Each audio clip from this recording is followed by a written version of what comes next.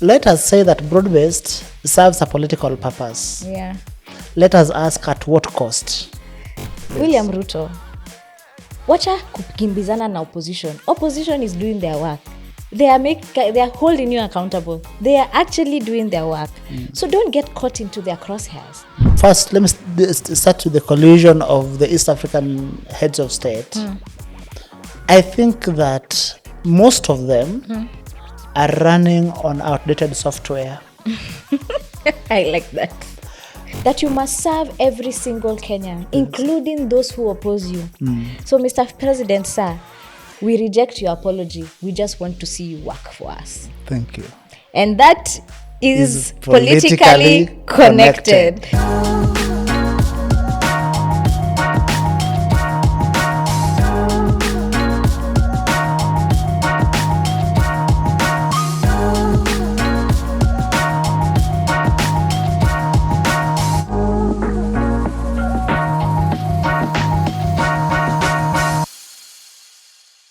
Welcome to Politically Connected, a podcast on everything politics and governance in Kenya and in Africa. Here we unpack the complexities of people, policy, and power.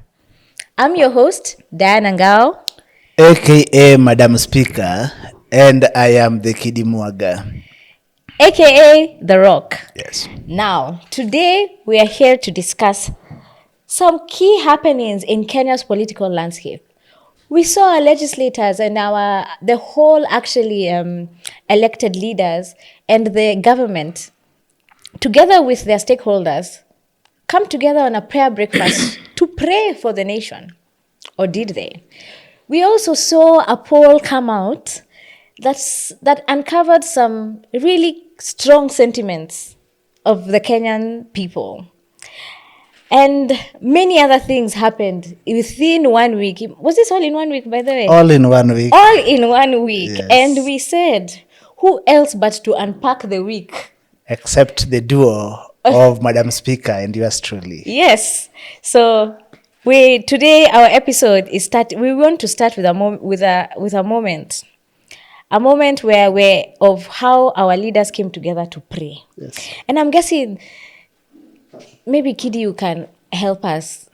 Why National Prayer Breakfast? When did this culture start? And what exactly were they coming together to do? Because it's called National Prayer Breakfast, but we saw the opposite. The National Prayer Breakfast in Kenya gained notoriety in 1990 when President Moi was invited to the National Prayer Breakfast held in the US. And with him, he went with the late Minister for Foreign Affairs, Robert Ouko, among others. Yeah. It is reported that it is from that trip that they came back to Kenya, and then Ouko, unfortunately, was transported to heaven. Oh. But then...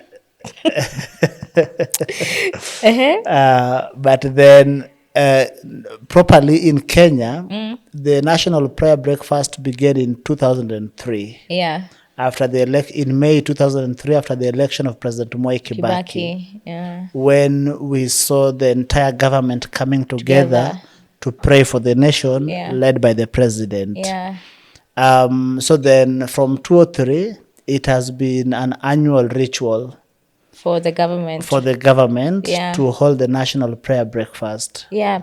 And I'm just thinking about that time when they held the first National Prayer Breakfast in 2003. Yes. It was around the same time where Kenya was polled, and it was the most optimistic people. Yeah, so I can imagine the energy. Yes. And I'm wondering what sort of prayers were they praying for, because at that point Kenya was at peak in terms of optimism. Even though we had problems, the optimism that these problems will be a thing of the past was there, compared to today, where we are not even able to see past the mountain of our problems.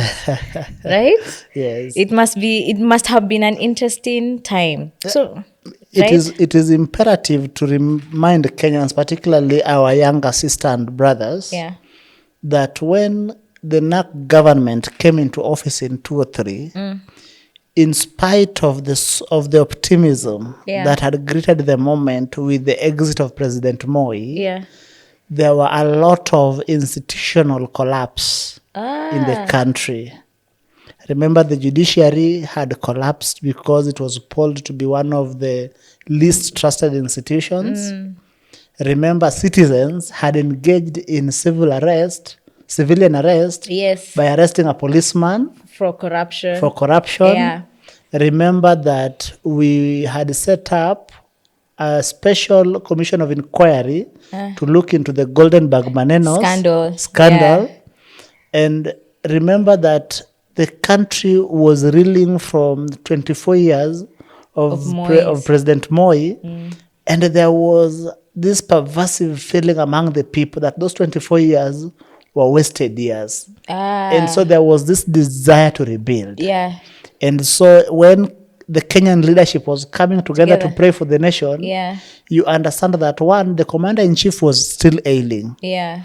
Because you remember that John Gikonyo, Dr. Gikonyo, of Karen Hospital used to host press conferences outside Nairobi Hospital. Yeah. Or think weekly to tell the nation of the president's health. So I think with the challenges that the country needed to address vis-a-vis the health of the commander-in-chief, it was imperative that we seek divine help. And let's also not forget that even in the first 100 days, there was the Busia plane crash with some of his top ministers. That's so, I can't remember his name. Is it Caliph? Yeah, who unfortunately Ahmed Alif. Yeah, Ahmed Alif died. Yes. Your party leader unfortunately was in that plane, but we thank God that she survived. Yes. I mean that was a shock for them. I mean, they had, from the excitement of forming government to just a few months later having to have such a tragic plane crash. So yes, indeed. I mean, it did call for a moment to pause and pray and seek divine help. Seek divine help. Yeah, and then now let's look at this most previous. 22 years later? Yes. Wow, time moves. In 2 or 3, we were kids in lower primary. Yeah. Look at us. Back then, hata sikujua kuna national prayer breakfast. Yes. Yeah. Look at us. Yeah. Well, today in 2025, when the nation comes together to pray, and you hear both of the prayer, of course, we are not going to judge the prayers of some of the members present in that event, but looking at the tribulations that the Kenyan people are going through, we think that there is a pervasive feeling that prayers have been turned into a moment of moral appropriation, where the political class are using religion to mask their own incompetence. Yes, to mask their own incompetence. I want to be like, inject. Because some of the problems we are going through today require policy intervention, requires political will, and I think they would be sorted. The question of extrajudicial killing before, during, and after the Gen Z protest, in my view, does not require prayers. It requires the political goodwill of a president who would say that we will not use extrajudicial means to contain political expression. Exactly. And I think he said that when he was campaigning in 2022. He has demonstrated that that was nothing other than the slick tongue of a snake oil salesman. Hey, but it's true.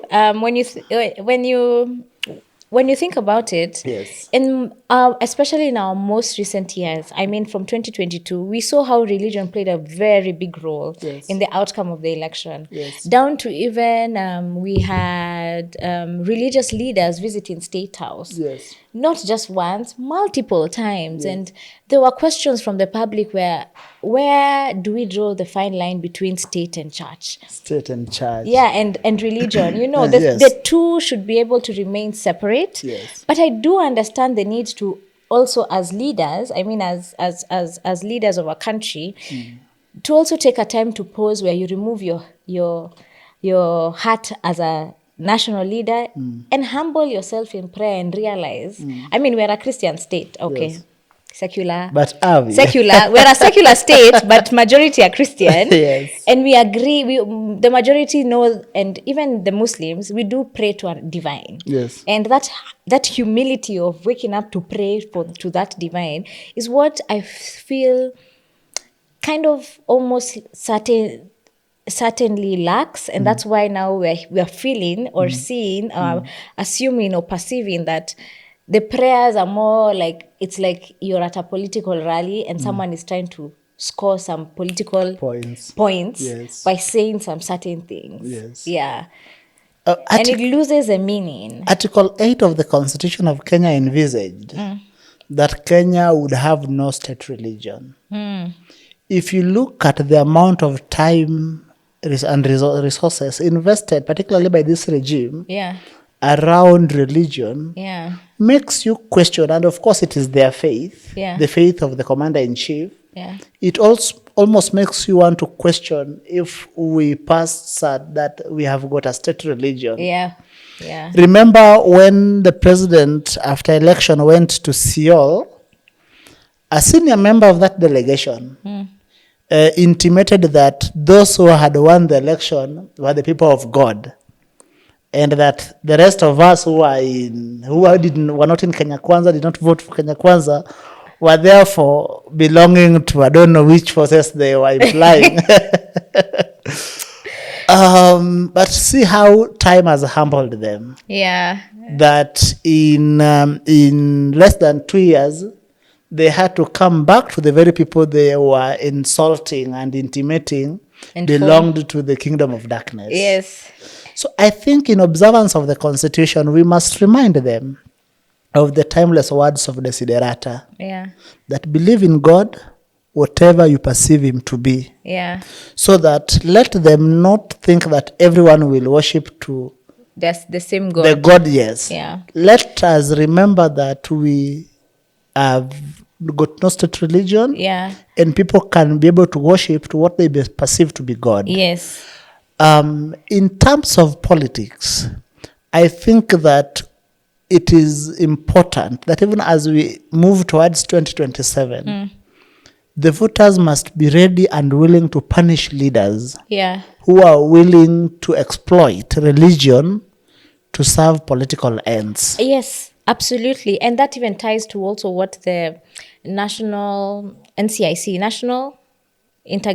Commission on Cohesion. Cohesion and Integration. NCIC. It hate speech should not just be around. I feel like there's a way we should also integrate on how religion sometimes is at play to manipulate the voters to think a certain way of a leader or an competitor. But I want us to now just discuss two significant things that happened in the national prayer breakfast. We had Beatrice Elachi's prayer, which for me I felt like rang very true in the beginning of her prayer until it got to a certain point where she talks about social media. So before even we get to the social media part, let me even stop from there. What were your thoughts when you listened to Beatrice Elachi's prayer? I sympathized with Mama Beatrice Elachi when she lost her son. And Kenyans are not very kind to her in their comments. But remember, she had just said a few weeks or days before the tragic event of the passing of her son, that those who feel that Kenya is not being governed properly should leave Kenya. And I take this opportunity to put it to her. To where should those people go? And Kenya is their home. So then when she got an opportunity to pray, and she prayed in the manner she chose to, we do not police the way she prays to her God. But we, conventional folk wisdom has always taught us that when a hyena wants to hit her children, she first accuses them of smelling like goats. And so by Elachi ostensibly praying that they will get the courage to sort out social media, Yeah. she wanted to again use moral appropriation Yes. to then rally members of parliament Yeah. so that then they can clamp down on the free expression we have enjoyed on social media. Yes. And when you talk about even the moral appropriation, it Yes. is the same social media that government uses to push their propaganda. Yes. It is the same social media. So now when the tables turn, when the actual people, users or consumers of these of these narratives, Yes. become upset because you said a certain something and it hurts your feelings. And I'm not saying that I support or agree with how people online turned their anger to British Betty. Beatrice Beatrice. Elachi during her time of grief.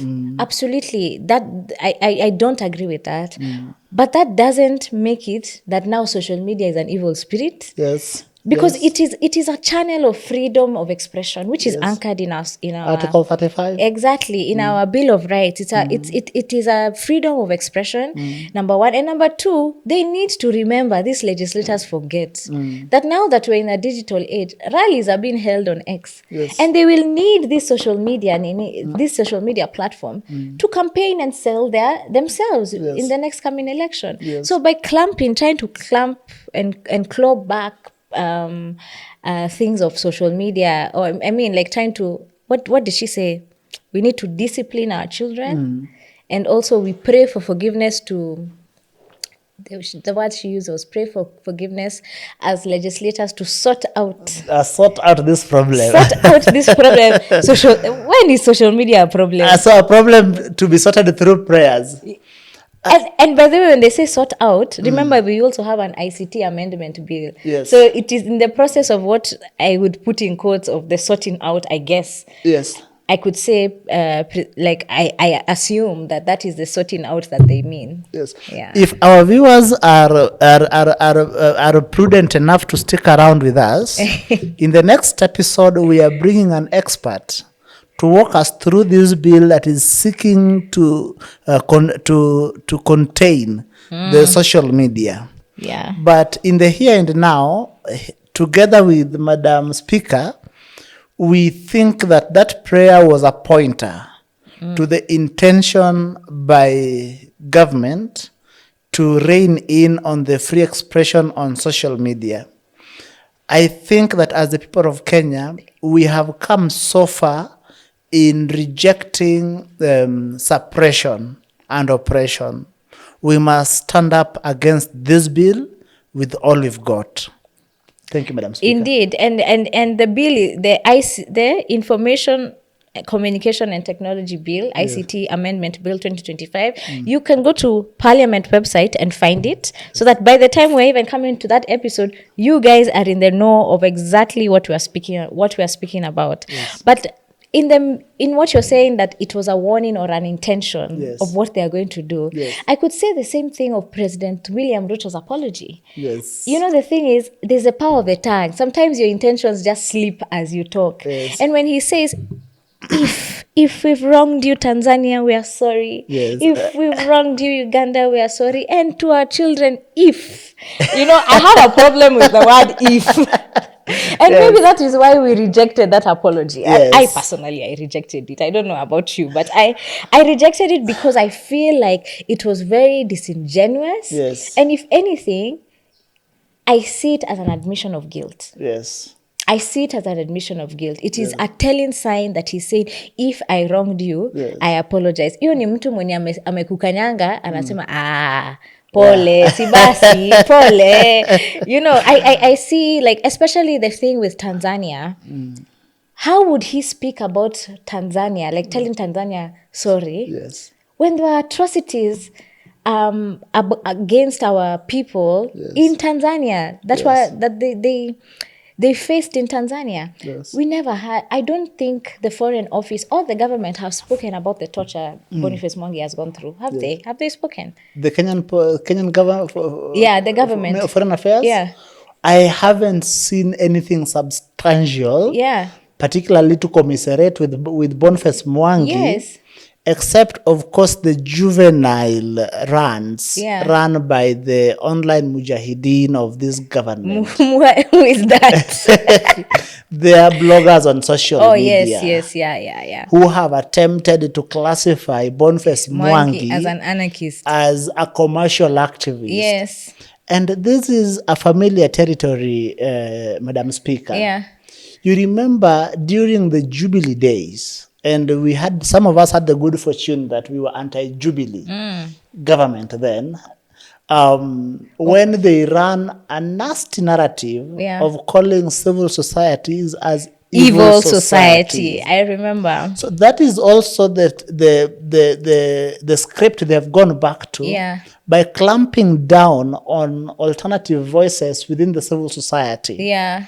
We must remind them that for a democracy to thrive, among other things, there must be a free press and a free civil society. Exactly. And it's just so insane to me that when you open your passport, there's a letter, or rather there's a paragraph, it seems to be written by our government to the next government, wherever I use my passport, where it's saying that this is a East African citizen. Yes. And we are asking you to give them free passage and accord them receive them well in your borders. And to me, you feel, as when you read those words, you feel a sort of safety and a sort of belonging, that I do belong somewhere, that if anything was to happen to me, they will come in my defense. Yes. I don't believe there's anywhere in the world, Kidi, a citizen of a country has been wronged in another country, and the current government or regime or the people in power have failed to seek accountability for that. Even criminals in other countries, remember there's this lady who Nduta, she was caught smuggling was it Vietnam? Yeah, in Vietnam. She was caught smuggling, I think, drugs, and she was on a death sentence. And now we were all there was a cry or a plea for help to fundraise for her. Was it to fundraise for her? Or to bring her back to Kenya so that she is charged in Kenya? Yes, to avoid the death penalty. Yes. Now that is someone who has I'm not saying that anyway, let me just say it as it is. Hakuna kusugarcoat. Yes, let's not self-censor. Exactly. There's no self-censorship here. Yes. She made an intentional decision to commit a crime. I don't know whether it was intentional or whatever, but she did commit a crime and break the law of another country. Yes. And had to suffer the consequence of breaking that law. What law did Boniface Mwangi break? What law did Willy Mutunga break? Yes. What law did Hanifa break? Yes. What law did Honorable Martha Karua break? Yes. To be treated the way they were. And that is where a lot of, again, back to that apology, I serve as the Secretary for Policy and Legislative Affairs at KANU. And so my party instructed me to attend a meeting of opposition parties. And so it was at that meeting that then we decided that we have to issue a response. Yes, which we did. To the president's apology. Yes. And part of why we rejected that apology was that the president was apologizing to Tanzania. Yet we had the rights, the liberties, the dignity of our fellow citizens being violated in Tanzanian soil without any justification at all. I say without any justification at all because in the spirit of EAC, political integration, Boniface Mwangi, Martha Karua, Willy Mutunga, Agatha Aturahire, and who else? Hanifa and Hussein Ali had gone to observe the trials. Yes. They didn't go there to demonstrate. Absolutely no crime They to didn't observe. go there even to represent. They had gone there to observe how the trial of Tundu Lissu. My friend, by the way. I had the good fortune of spending... You've met him? No, we spent quality time in a place called Cadenabia in northern Italy. Oh. In 2021. Nice. A brilliant man, A lawyer like yourself. Yes. Yes. Yeah. And very bright, a very good man. So because of the gravity of the charges, we had hoped that Tanzania would have facilitated the safe passage of these East African citizens who had gone to observe Yeah. how the trial was being conducted. Yeah. But the level of force that was brute force, actually, Yes. that was meted against the citizens of Kenya And disrespect. was unjustifiable. We must condemn it in the strongest terms possible. Yeah. And we must tell the commander-in-chief that in that regard, we felt let down, particularly as young people of this country. And not just, and that is why even young people of this country actually went to social media and now started getting the numbers of these Tanzanian legislators who are saying all sorts of things about Honorable Martha Karua in their parliament, about Kenyans coming to invade their country, about Madam Suluhu's. There's a lot of heated debate and conversations. And I feel like the reason the Kenyans stood up to defend their own is because of the complacency of our foreign office. It seemed that every time it was more the Kenyans coming out, and then the foreign, the foreign office now slowly, like a tortoise, saying, "Oh, okay, yeah, we've even written to them. Oh, you've not seen our letter? Oh, we've written." And you know what thing is? I was even thinking, like, the coincidence that the letter came out, the second letter from the foreign office came out the day Boniface was released. He wasn't released. He was dumped. You can't call that a release. Being released has some dignity.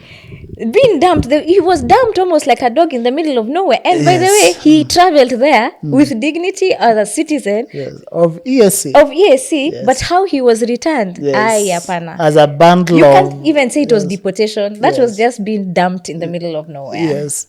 And I think that we must stand up to such grave human rights violations. Yeah.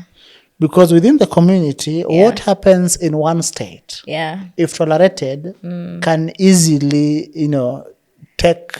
become normalized in another state. Yeah. I know we are coming from a terrible history of forced disappearance, of abductions, and as we continue to ask the Kenyan government to live up to the dictates of the Constitution, we must remind members of the East African community that if and when they want to say that their countries are democracies, they must remember that in a democracy, there must be different viewpoints, and those viewpoints must be protected. Wait. Before we continue, I have a question for you who's watching. Why haven't you subscribed to our podcast? This is a podcast for everything politics and governance that concerns you. So hit the subscribe button. You can also hit the notification bell of our YouTube channel so that you never miss an episode. We're on YouTube, we're on Spotify, and we're on Apple Podcasts. You can find this podcast anywhere you want. And follow us on social media. We're on TikTok, Instagram, Facebook, and X, formerly Twitter. It doesn't cost you anything. It will take literally a minute. Make sure you also share this video because hii si kitu ya kuwatch peke yako. Share it on your WhatsApp groups and let's stay connected. Haya sasa, let's go on. Yes, and even when we disagree with respect. Yes. We can disagree with respect. We don't have to get to the point where it's complete brute force. Yes. It is so degrading. The moment a country can go to that depth of torturing. Yes. They were not criminals. If it was like a terror, I don't know. There's no actually justification. And even if there were any acts of criminality committed by these citizens of Kenya, what was the problem in subjecting them before the due process? Yeah, and by the way, they were not given reason. Yes, they were not given reason. Absolutely, yes. And it makes me start to think, Kidi, are our East African head of states colluding? Are they colluding? Because if you think about even the Uganda case, Kizza Besigye was abducted here in Kenya. Yes. Here within Kenyan soil. And when you hear his testimony and even his wife, what he said, what the wife said is that he had on the way as they were going, when they crossed the border, that these people were speaking Uganda, Banyan, I can't remember. Kinyarwanda. Yeah, no, not Kinyarwanda. Anyway, Ugandan language, yes. which was familiar to Kinyankole. him. Yeah, which was yes, Kinyankole, which was familiar to him. So this was to him how he interpreted this was that these are Ugandan policemen who are within our borders. How can the Interior Ministry first of all allow this? Number two, how can the Foreign Office also? So I feel like what happened with Kize and how the two countries, Uganda and Tanzania government colluded, is what gave Tanzania the boldness to think that they can treat Kenyan, or to try, and they didn't try, they actually did, to treat a citizen of East Africa, which is Uganda and Tanzania, the way they did. Yes. It is because it has set up precedents. And it's Yes. unfortunate that Kenya was the one to set that precedent. Yes. And even, let's not forget, during the Gen Z protest, there was rumors of Ugandan policemen within our borders supporting our Kenyan police. Yes. Like anyway, all I'm just saying is that it seems our presidents are colluding, down to even the timing of the apology. Yes. Down to the timing of the apology. Right? I think that in regards to this apology, one, about the first, let me start with the collusion of the East African heads of state. I think that most of them are running on outdated software. I like that. Because when Mama Suluhu came in to join the politics, Tanzania was a different country from what it is today. Yeah. When our commander-in-chief first joined politics in 92 as a member of the YK 92 and eventually election as a member of KANU, as an MP on KANU ticket, Kenya was a different country. Yeah. The software they were running on then is completely different. Yes, from what the new Kenya is demanding. Yeah. If you look at the Gen Z protest, the Gen Z protests were not asking for some of these things that have been used previously to contain political expression. Yeah. They were not saying we don't want this tribe. Yeah. They were not saying we don't like these people. Yeah. They were not saying that this tribe are at this and that. Those are things that have been used ordinarily, particularly say in Kenya, in the course of political competition. Yes. They were asking for accountability. They were asking for transparency. And good governance. They were asking for good governance. Some of these people running these countries are not accustomed to such conversations. I say they are not accustomed to such conversations because let us look at the Kenyan scenario. Yeah. Prior to his election, most of the time when William Ruto had a chance to make a decision in the best interest of the country, sometimes he fell far short. Went the opposite direction. He went in the opposite direction. For instance, let us look at what they call the broad-based today. Let us say that broad-based serves a political purpose. Yeah. Let us ask at what cost? I like that question. At what cost? Yes. At the cost of young people getting shot at in our parliament building. Yes. At the cost of other young people getting abducted, tortured, and then dumped. Yes. At the cost of also others who never made it out alive, were found in quarries. Yes. They were found in different parts of the country. Yes. And the others who cannot still be accounted for. Yes. At what cost? So William Ruto cannot tell the mother of Denzel Omondi that if I did anything wrong, then forgive me. No, it is not.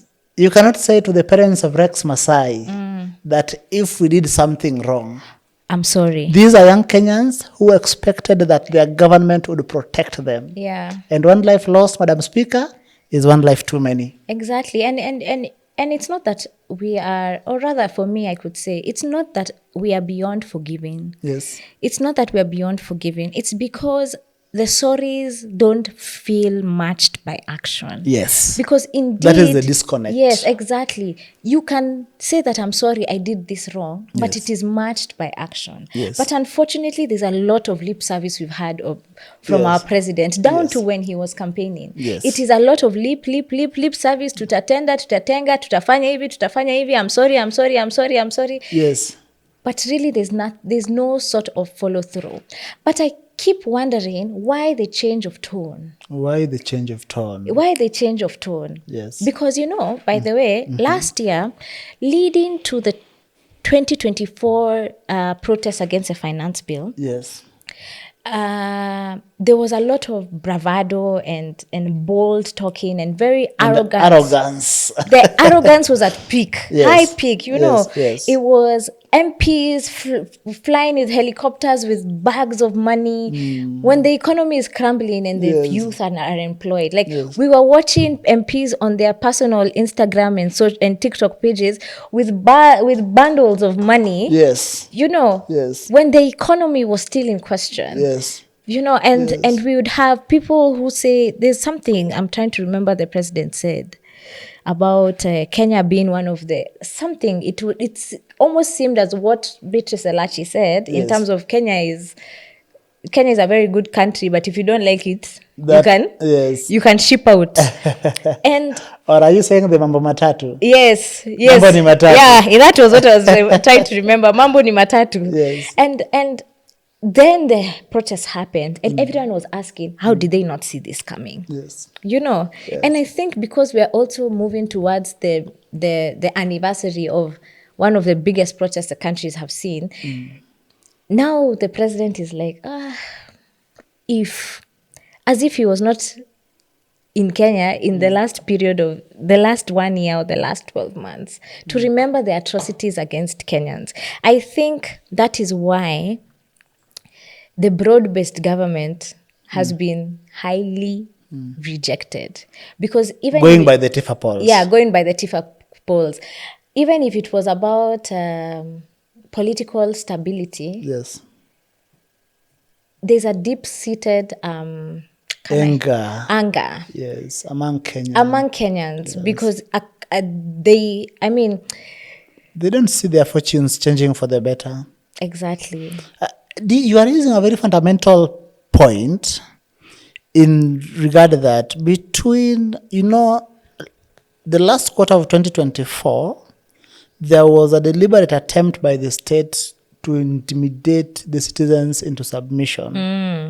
And that is why we witnessed the spate of abduction that we witnessed. Yes. Those abductions were meant to instill fear that if you dare speak, we will come after you. Yeah. What they forgot is that they're dealing with a generation that have lost their fear. Yeah. They've got very little going on for them except that fear itself. So I think that having realized that the abduction, and you see what one thing that the legacy of abduction achieved, it strengthened the people's resolve for greater accountability. Yeah. So by the time MPs were going to their constituencies for Christmas, yeah, I had the good fortune of looking at some polling. Yeah. And the president's approval rating was less than 20. It was kumi na. Yeah. So then you realize that most MPs were mobilized to go and run a propaganda in the grassroots. Yeah, as they go back to their constituents. Yes. And the propaganda was twofold. One, it is Uhuru and Raila who are sabotaging me. Now I have them in government. Yeah. That was the first strand of propaganda. Yes. The other strand of the propaganda was, I won power, or this man won power when he didn't have nothing. How can he be unsat? How can they unseat him when he is holding the sword? Yeah. And between then and now, before the TIFA polls, I also had the good fortune of seeing another poll that was indicating that the president's approval rating, on account of that propaganda between December and now, it has moved to 27%. And that brings me to one thing, that will Kenyans remain blind to this propaganda? And if so, for how long?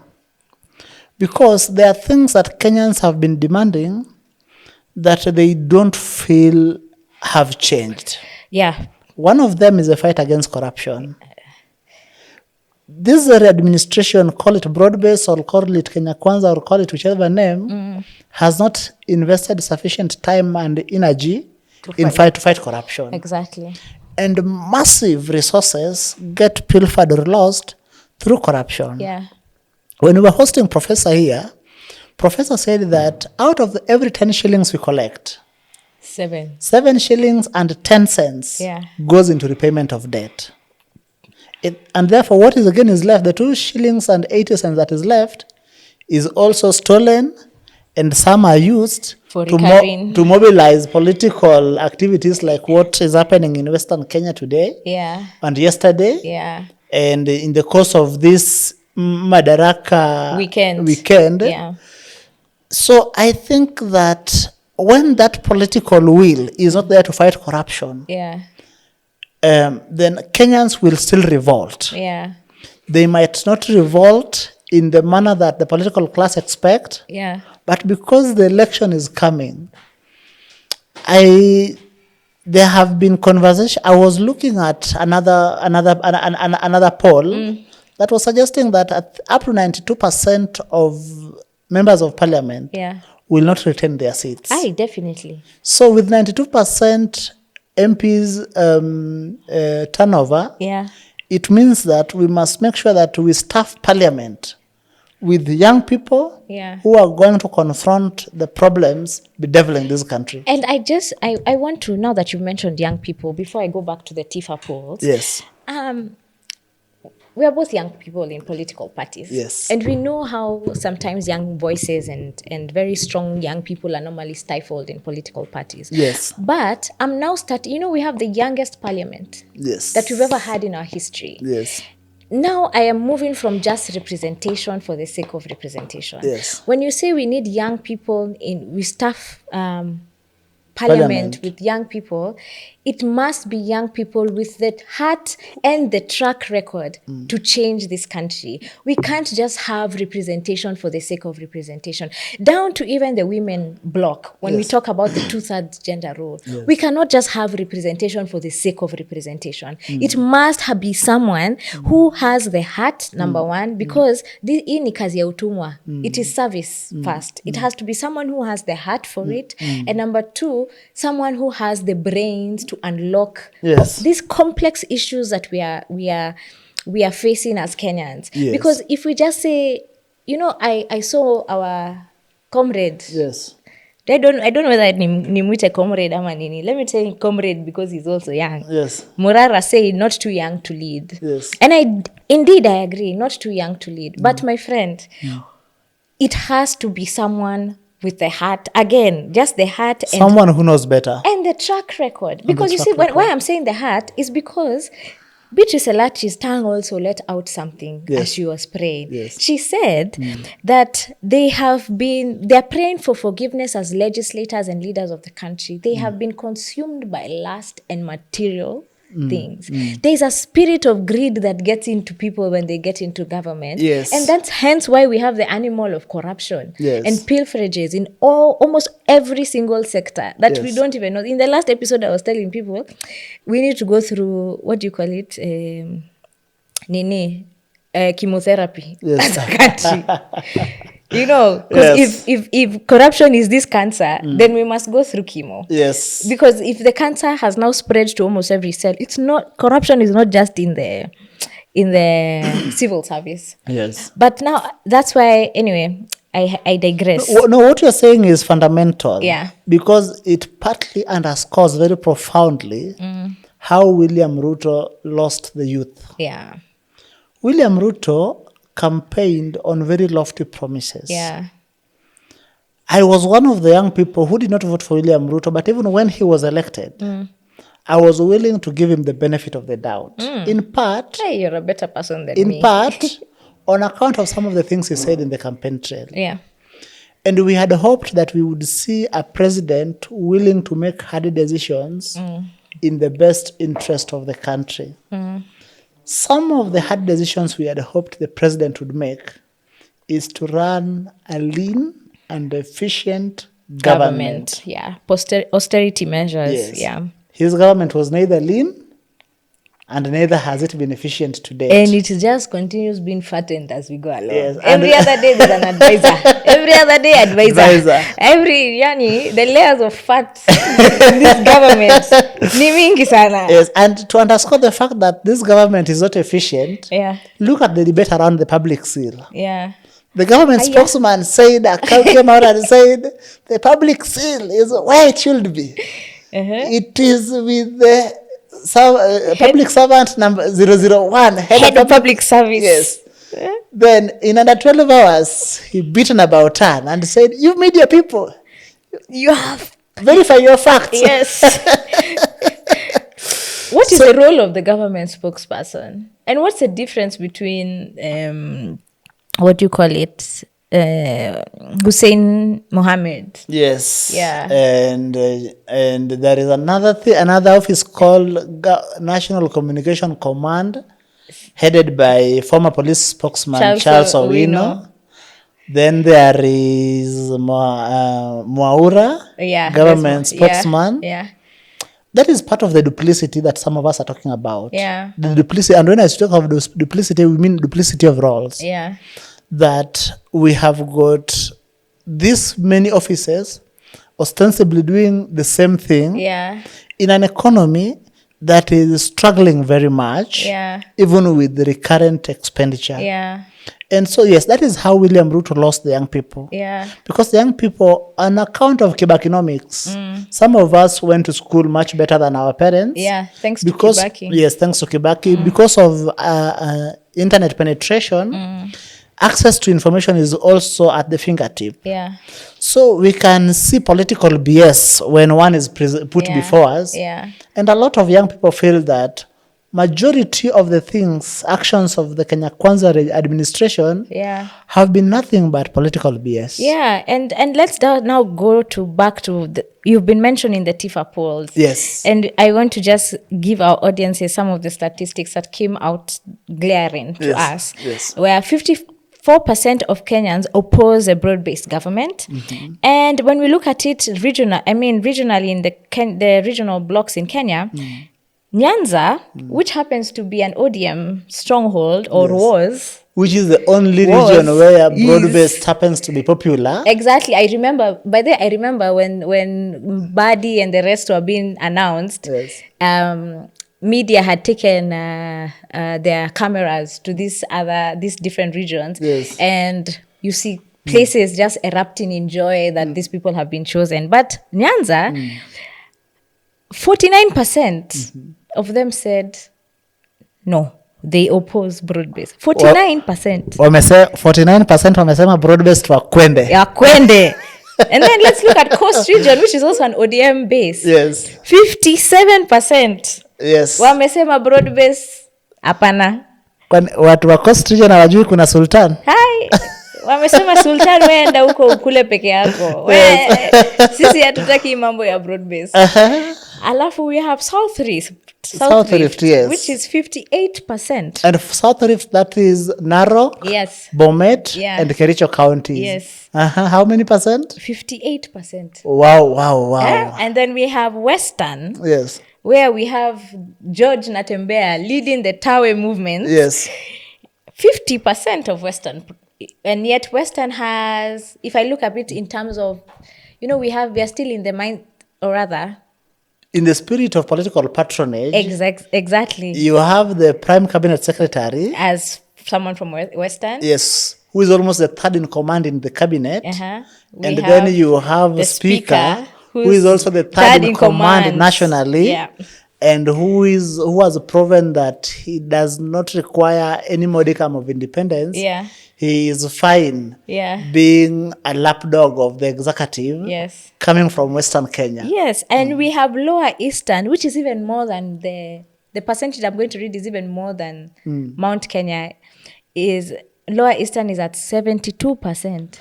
Wow. I've said And no. for purposes of our viewers, Lower Eastern Is- is Machakos, Kitui, and Makueni Yes, counties. 72% based Yes. on this poll have said no. They oppose the Yeah. broad-based government. Yes. And this poll is coming almost, let's say, probably 9 months into the broad-based government. Yes. And I mean, you hear some of the, some of the, I don't want to call them lies. To me, they seem like lies. Don't self-censor. Yeah, I don't self-censor. Yes. Some of the things or excuses our president has said in the first 2 years is that ni venye our opposition walikuwa wananisumbua. Yes. Now I have them. Now I have them. Now I have Raila. Now Yes. you will see. Yes. You know, and then I have Uhuru. And then now on Raila's side, Yes. Raila was also saying, or not Raila himself, but the camp around Raila was, we have donated our best professionals. Yes. Wacha uone venye watafanya kazi. Wacha waone. But still since then, you can see the approval ratings in terms of this government, broad-based government, which is meant to seem to cool down political temperatures, number one. And number two, ensure that the government is running. You can still see that the people of Kenya do not feel the benefit, number one, of the broad-based government. And number two, do not see it as a political, let me say, a political curtain, that can block your eyes from what really is happening. Because you see, we know for a fact William Ruto is a political chess player. Yes. Right? Yes. He does not make decisions from a service heart, from a point of I'm doing this for the people. It is I'm doing this for self-preservation, which happened. Yes. Because what happened in June... For the political quid pro quo. Exactly. What happened on June 25th was a basic vote of no confidence by the whole country. Yes. So he needed a lifeline, which Raila gave him. Yes. So what we are seeing now, almost a year past the vote of no confidence, almost a year to the vote of no confidence, is that there still continues to be a vote of no confidence. You see, one thing that we have seen in the last almost 1 year that we have had broad-based in office is that some of the thinking that creates a problem cannot be the thinking that solves that problem. That's true. Actually, there's a quote that says that you cannot outthink your own thinking. Yes. Meaning that if you thought yourself into this problem, how will you outthink it? That you need people to come. You need a new thinking. A new thinking. And look at, you see the way the appointments were made of the said experts. Yeah. They were distributed to assuage political patronage. Yeah. And the only thing that broad-based achieved was bringing what I would call ethno-political stability. Yeah. Because one thing William Ruto had done, he had boxed himself into a corner by running a cabinet that was nothing more than an ethnic duopoly. His cabinet secretaries, Kikuyu, Kalenji, were coming from those two tribes. Yeah. So then the rest of the country was left out. Yeah. So what? And let's not forget our former, or let me call him second deputy president, was also fanning that flame in terms of their shareholders and their non-shareholders. No, they were birds of a feather. Yeah. But I also believe in the human's capacity for eternal self-redemption. Yeah. And I believe that Broad-based gave the president a second chance. Yeah. But I think that second chance is quickly slipping away. It is slipping away because if you look at the Finance Bill 2025, for instance, we do not see in intelligent measures on how to raise taxes, revenue, Yeah. while the obligations remains glaring, Yeah. particularly sovereign obligations. Yes. So when you say that you focus on tax administration efficiency, tax administration efficiency does not give results immediately. Yes. Sometimes it takes time. Yes. So I don't know for how long can we wait to see the results of the modernization. Yeah. Secondly, I don't know if there are tools already for the tax administration modernization. Yeah. So then it therefore means that we are still in a bad place. And because we're in a bad place, you wake up every day and you hear that the president has appointed a new advisor. And a fat government getting fatter, as you put it. So I think that the people of Kenya, particularly the young people, Yeah. must reject politics Yeah. that seeks to put them in ethnic and tribal blocks, groupings, as we walk towards 2027. Yeah. We must evolve Yeah. a coalition of Kenyans, Yes. ordinary people Yeah. across all walks of life that are going to confront the political order that exists, Yeah. because we must find a viable political vision that is different from what we see in exists. both Kenya Kwanza and broad-based. Yes, and not just the youth. I know I'm a youth, and maybe my fellow youth will attack me for this, but I believe there is still also the need of cross-generational Dialogue. not even dialogue, collaboration. Because Yes. they've been here longer than us, and they have seen dictators like Moi come and go. They have seen his tactics. Yes. They know better. And when they say that William Ruto is a Moi 2.0, Yes. then there are some things there are some lessons we can learn from them, from collaborating with them in terms of the tactics. Profound. So I am of the opinion that as I agree with you that yes, as young people must refuse to be put into these ethnic discussions and these tribal discussions. Yes. But we must also help the other older generation to unlearn these ethnic groupings Yes. that they have. Yes, being subsumed into. Exactly. Yes. Over and over. I mean, I think that this was also propagated during the Moi era in terms of the ethnic groupings. Yes. And now we must there must be an exchange that we are helping them unlearn. Yes. And they are helping us. And they're helping us get better in our tactics in ensuring that we build, because he is saying, yeah, we are the leaders of tomorrow. No, we are the leaders of today. Of today, and now. Here and now. So, in the spirit of advisors like the president, Yes. they should act as our advisors. Yes. Where we could consider some of the tactics and leverage some of the new technologies and the new things that are happening that helps us rethink how to govern our country. Yes. Because clearly one thing we all agree against all generations, from Gen Zs all the way to where the older generations, To the Gen X and boomers. is that the way the country is being governed is not the way we want. It is hurting all of us across the board. It is making a small percentage feel larger than life, that it is not sustainable in the long run. And we want to live long enough, Gidi, to feel comfortable and even proud of our country. Yes. We want to live long enough to see a country that we are proud of. So I agree. I'm just saying that we need both. We need both the young, who are the majority, and also the old. They're not so young. Yeah, they're not so young, or maybe even young at heart. Yeah, young at heart. To give birth to this new Kenya, because we are very pregnant. We are very pregnant. We are very pregnant as a country. Madam Speaker here, dear viewer, is saying that the basic bargain in Kenya is increasingly slipping away. The fact that you can feed your child and tuck them in bed, knowing that tomorrow you will take them to school, is increasingly slipping away. In part because of the cost of healthcare and an increasingly collapsing healthcare infrastructure. the education, access to basic education, and how that infrastructure is increasingly collapsing. The fact that you can work for a lifetime and have difficulty accessing your pensions.